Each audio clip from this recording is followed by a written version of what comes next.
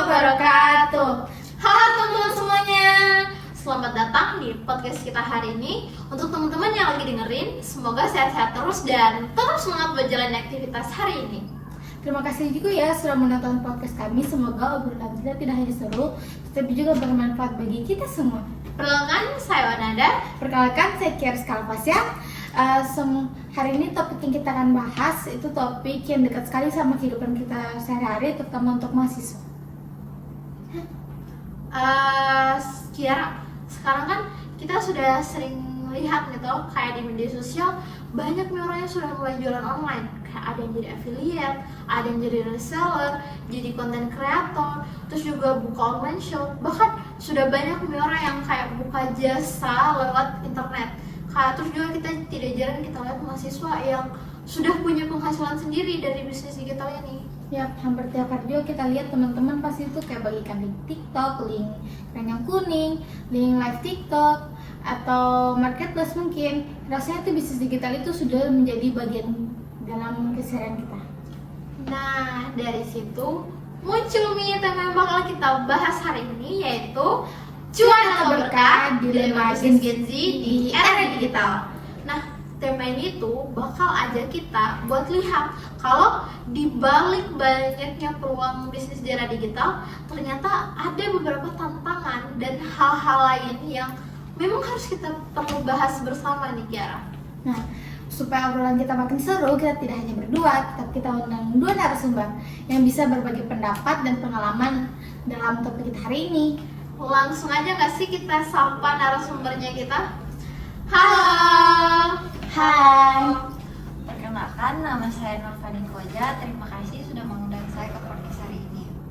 Perkenalkan, nama saya Srinta Nuralia. Terima kasih juga sudah mengundang saya.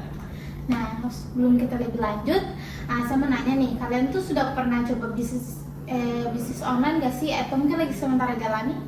Kalau saya sendiri itu sempat bantu-bantu teman saya buat jadi affiliate.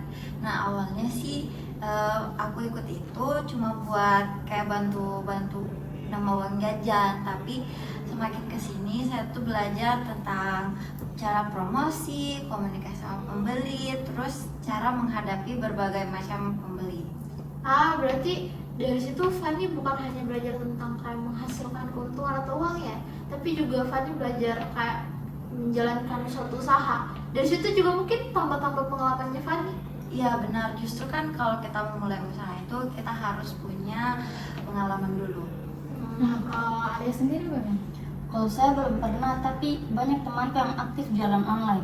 Ada yang jual makanan, ada yang jadi reseller pakaian sama skincare. Dari situ saya lihat kalau mereka udah lumayan terbantu, apalagi untuk anak-anak kos. Menarik ya. Berarti Kiara, sekarang kita punya dua narasumber dengan dua pengalaman yang berbeda nih. Kayak Fanny dengan pengalamannya yang terjun langsung di dunia bisnis, terus juga Alia yang meskipun tidak punya pengalaman langsung tapi punya teman yang menjalani itu ya. Iya. Tapi meskipun kalian punya pengalaman yang berbeda, tapi pasti kalian bisa lihat lah ya, kalau memang bisnis digital itu betul-betul melekat nih sama kehidupan mahasiswa.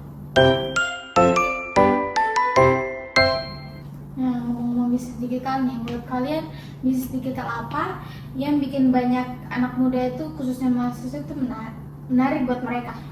Kalau menurut saya sendiri sih, karena kan bisnis digital itu gampang diakses, itu bisa lewat HP saja. Jadi kan pasti semua orang tuh pasti punya HP. Kalau dulu kan itu bisnis digital tuh masih nggak banget gitu, karena kan HP tuh belum kayak sekarang. Nah jadinya tuh kalau mulai bisnis kita yang penting punya HP, punya usaha, punya pengen mau gitu. Jadi kita bisa, jadi nggak usah punya toko atau sewa ruko kayak dulu gitu. Oh iya juga ya, karena kalau misalnya kita lihat-lihat dulu tuh orang harus sewa tempat dulu baru bisa jualan. Tapi kalau sekarang usaha besar ya. iya, tapi kalau sekarang kayak dari rumah saja orang sudah bisa jualan. Yang penting punya itu tadi kayak HP sama sosmed, orang bisa kayak tawarkan barang yang mereka jual dari rumah. Iya betul, selain itu bisnis digital juga lebih fleksibel. mahasiswa udah bisa kuliah sambil dia tetap jalankan bisnisnya. Waktu dan tempat juga mereka yang tentukan. Jadi banyak anak muda yang minati. Oh, berarti bisnis digital itu benar-benar buka peluang buat siapa saja mau usaha ya? Iya. Tapi menurutku besar peluangnya, besar juga tantangannya. Karena sekarang ini persaingan semakin ketat. Nah, itu dia karena kalau semakin banyak orang yang mulai jualan online, otomatis kayak orang-orang yang mereka itu bakal berlomba-lomba buat tarik perhatiannya pelanggan. Kayak ada yang pakai cara promosi kreatif, kayak mereka buat iklan yang kreatif, buat slogan, atau kayak live-live unik biasa kalian lihat kan. Nah, tapi ada juga beberapa oknum yang memang pakai cara tidak bagus lah begitu, buat cuman cepat dapat untung. Nah, berarti letak menarik ke topik ini tuh bukan berarti bisnis digital itu buruk, tapi kan peluangnya banyak. Jadi bagaimana kita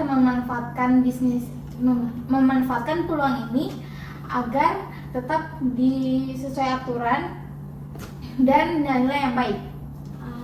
Ya nilai agama ya. Iya. Nah, kalau kita bicara soal peluang ini ya, sebenarnya sekarang itu sudah banyak sekali nih cara yang bisa dimanfaatkan Gen Z supaya dapat keuntungan atau penghasilan. Nah, bahkan kayak kita sendiri atau mungkin teman-teman sekitarnya kita lah sudah ada yang jalan itu. Kalau kita lihat nih ya, hampir setiap mahasiswa itu punya cara sendiri untuk mendapatkan uang tambahan. Jadi menurut kalian tuh bisnis digital apa atau bisnis online apa yang cocok untuk mahasiswa sekarang terkhusus Gen Z? Kalau menurut saya sendiri tuh yang biasa kita lihat itu ada reseller, terus desain grafis, konten kreator. Bisa juga itu kita buka les online sesuai dengan kemampuan kita sendiri. Nah, yang menariknya itu dari hal-hal kecil itu kita bisa mulai. Berarti sekarang itu tidak harus kita tunggu dulu punya modal yang banyak ya baru bisa mulai suatu usaha.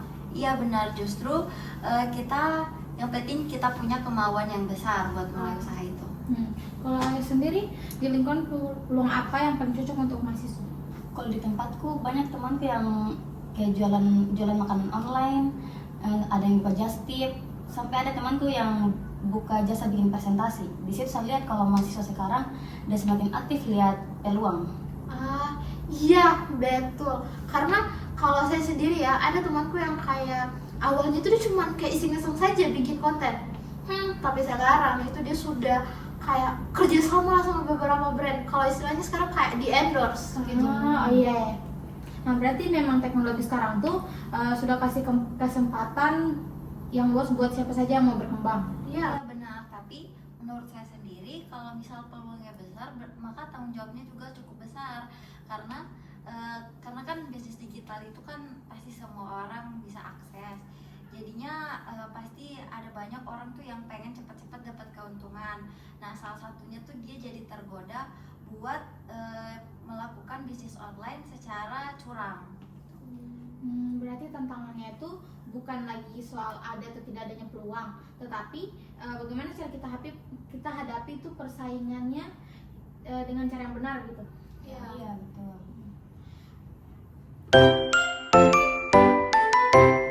Bicara soal persaingan ini ya, menurut kalian nih dilema apa yang paling sering terjadi dalam bisnis digital? Apalagi kan kalian sudah punya pengalaman ya tentang itu. Nah, kalau menurut saya seperti yang saya bicarakan sebelumnya itu karena kan bisnis digital itu semua orang bisa akses. Jadinya semua orang tuh berlomba-lomba pengen cepat dapat untung. Jadinya banyak tuh pasti penjual-penjual tuh atau oknum yang pengen cepat untung itu mereka melakukan kecurangan seperti misal mengirim foto yang ternyata tidak sesuai dengan apa yang dijualnya gitu. Memang kasusnya itu memang sering terjadi sih. Iya, kadang pembeli udah baru sadar pas barangnya udah tiba. Pas udah buka beda jauh sekali sama yang di foto. Akhirnya pembeli udah kecewa nih sama penjualnya. Saya juga sering lihat sih yang kayak begitu. Kayak saya sering lihat banyak toko yang saling menjatuhkan. Contohnya tuh kayak dia kasih komentar buruk di toko lain supaya pembeli itu dia datang ke tokonya gitu. Iya, padahal hal begitu itu yang bisa bikin tokonya mereka tuh cuma untung sesaat saja. selain persaingan yang ketat itu, persaingan yang ketat sama kurang sehat, ada istilah yang sering saya dengar tuh, istilahnya FOMO. Jadi misalnya kayak apapun yang viral ikutan, yang rame ikut gitu. Betul, padahal belum tentu dapat sama apa yang dia jual. Berarti sebenarnya tuh masalahnya bukan dari teknologinya ya?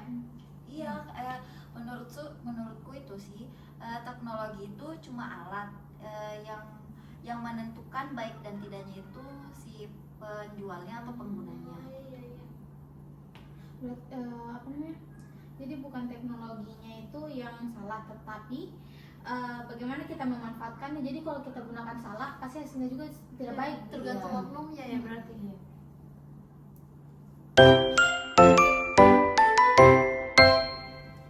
Nah, Kiara, tadi kan kita sudah bahas tentang berbagai dilema yang memang menjadi masalah nih dalam bisnis digital. Nah, salah satunya tuh kayak persaingan yang ketat, kemudian promosi yang berlebihan, sampai dengan godaan buat cepat dapat cuan, tapi dengan cara yang salah nih.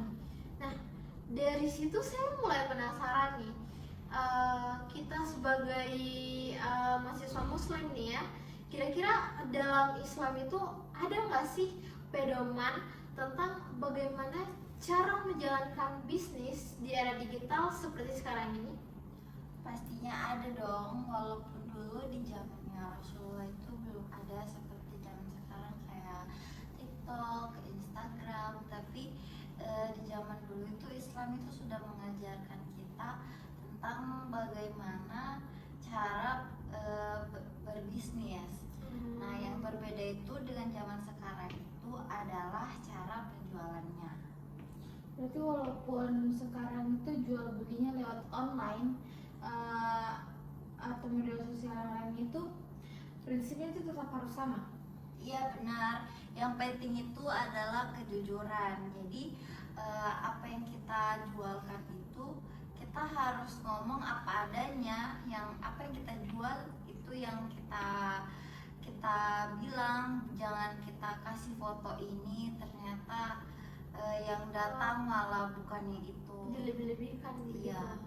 Nah, berarti kalau kita pakai foto yang beda sama produk aslinya atau pakai testimoni palsu, itu jelas kayak tidak sesuai dengan nilai-nilai kejujuran ya.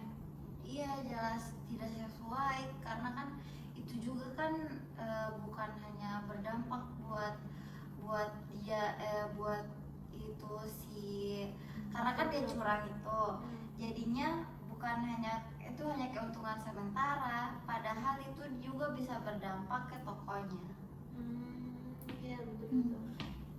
Jadi selain kejujuran itu, menurut kalian apa yang penting dalam bisnis menurut Islam?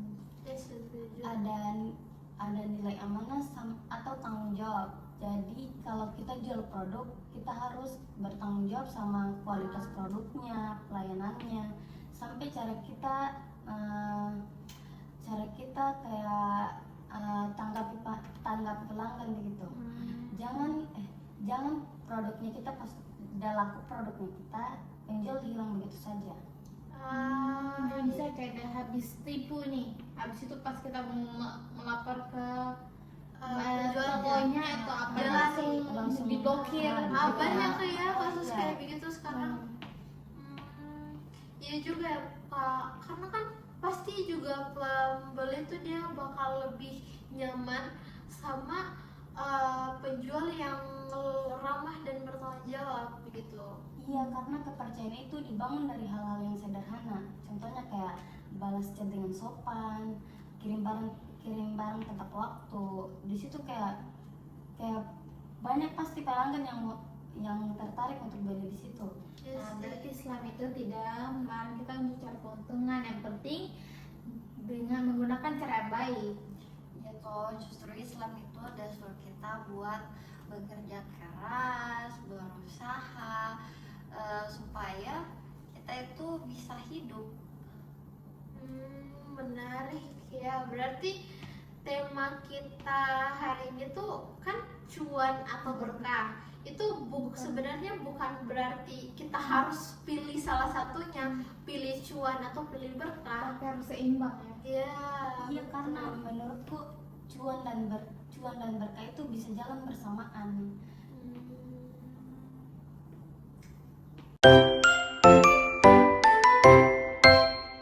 Nah, mungkin sudah ada nih teman-teman yang tertarik sama bisnis digital. Menurut kalian, sebelum memulai bisnis digital nih, jadi apa yang kita harus lakukan untuk memulai bisnis digital tapi sesuai dengan nilai-nilai etika Islam? Iya. Kalau menurutku sendiri tuh yang pertama itu kita menjual produk itu yang pastinya itu halal dan juga bermanfaat bagi orang lain.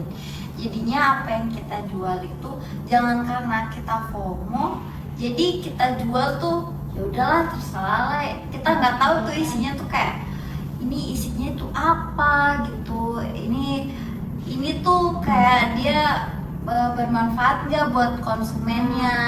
Kayak ada tuh pasti contoh-contohnya tuh kayak penjual-penjual skincare yang nggak BPOM, mereka ngomong tuh kalau ini BPOM padahal tidak, yang itu pasti merugikan konsumen. Yang penting tuh mereka, oh ini lagi viral, jual aja gitu, Jual aja. nggak peduli mereka mau yang penting untung gitu. Berarti kayak memang kita harus kenali dulu nih kayak produk yang kita jual, kayak luar dalamnya seperti apa supaya nanti kita bisa jelaskan dengan jujur sama konsumen.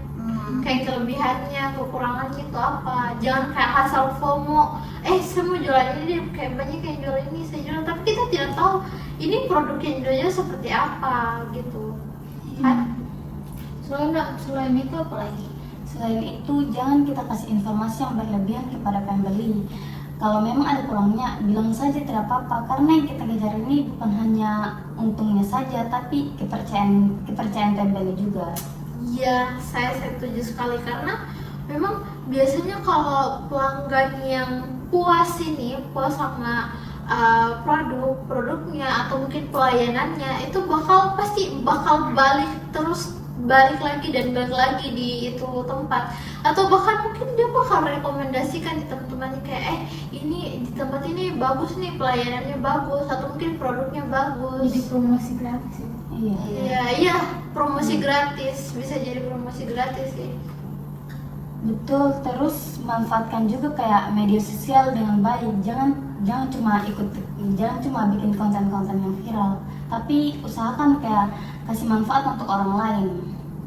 Jadi kita bisa simpulkan bahwa yang bisnis yang baik itu bukan hanya cari untung, tapi bagaimana kita dapatkan untungnya itu dengan cara yang halal atau yang baik. Iya.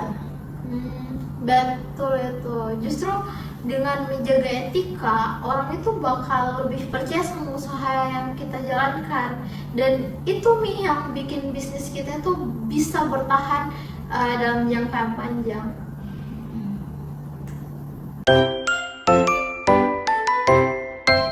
Wah, tidak terasa nih podcast kita sudah mau berakhir, Nada.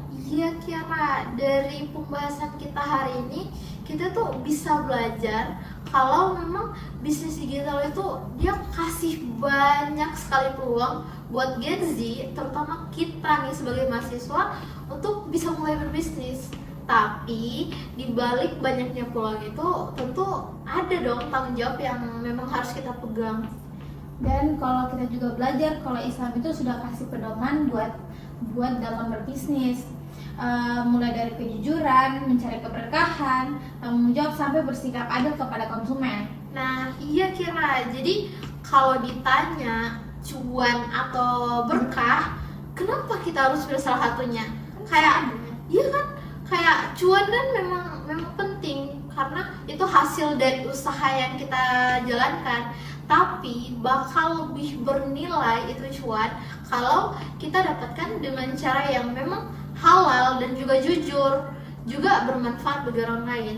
Jadi cuannya dapat, berkahnya juga dapat, double kill ya.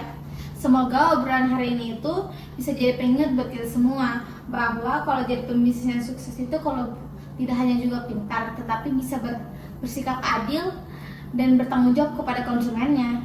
Ya betul itu Kiara. Jadi terus juga kita mau ucapkan terima Terima kasih kasih nih buat dua narasumber yang sudah meluangkan waktu dan pemikirannya juga pengalamannya dalam podcast kita hari ini. Thank you, makasih. Iya, sama-sama. Terima kasih juga untuk pembahasannya hari ini, sangat menarik banget. Terus semoga pembahasan kita hari ini bisa menjadi pembelajaran buat penonton semua untuk mulai bisnis dengan cara yang halal dan baik. Iya, saya juga ucapkan terima kasih. Semoga dengan adanya podcast ini makin banyak anak muda yang berani berwirausaha. Iya. Selain itu juga Kiara, saya mau terima kasih juga nih buat teman-teman di rumah yang udah setia nih dengerin podcast kita dari awal sampai dengan akhir. Semoga ada manfaat lah ya, biar sedikit pun itu yang bisa teman-teman dapatkan dari podcast kita hari ini. Betul. Jangan lupa tetap semangat berkarya, dan kita kalau mau mulai bisnis jangan lupa materi kita hari ini ya. Jangan cuma kejar cuan, tetapi kejar juga Berkahnya. dan berkahnya. Ya betul itu. Jadi wassalamualaikum Waalaikumsalam warahmatullahi wabarakatuh. Bye. Dadah.